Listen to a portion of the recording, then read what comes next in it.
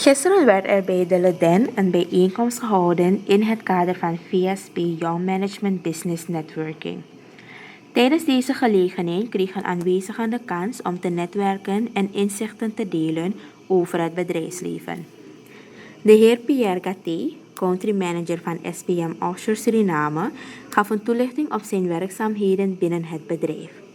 Daarnaast ging hij in op de ontwikkelingen binnen de offshore-industrie in Suriname en de rol die SBM Offshore daarin speelt. Yes, most of you have heard about the Grand Morgu project, right?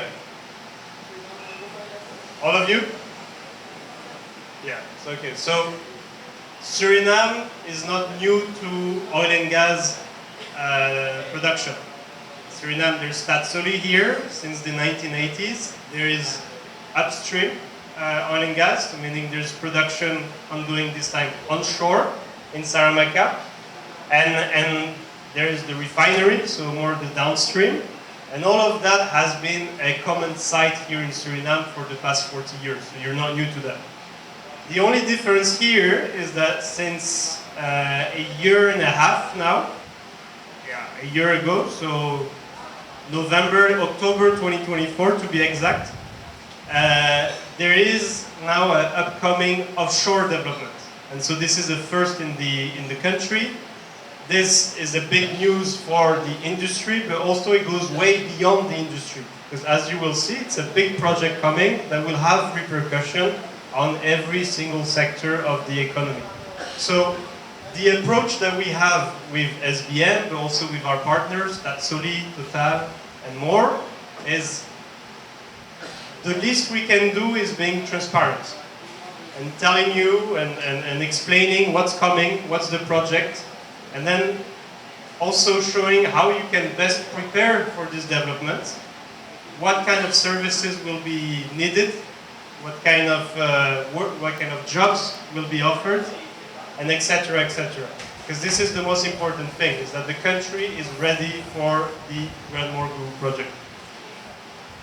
Okay, so I can dive in a bit into this. Have you ever seen that illustration? I don't know if you can see it well from all the way back there on the screen. Yeah? So this is more of an artistic view of what I'm talking about when I say the Grand Morgu project.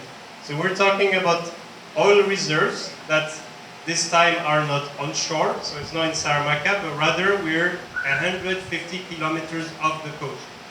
So if you go to Naikiri, and from Naikiri and you look straight up to the ocean, you do 150 kilometers and you get to the spot.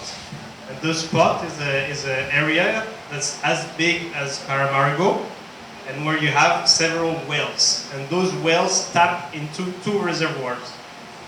And you can see it here in this illustration from Total. So we're in the middle of the sea, right? There's the seabed, which is not flat.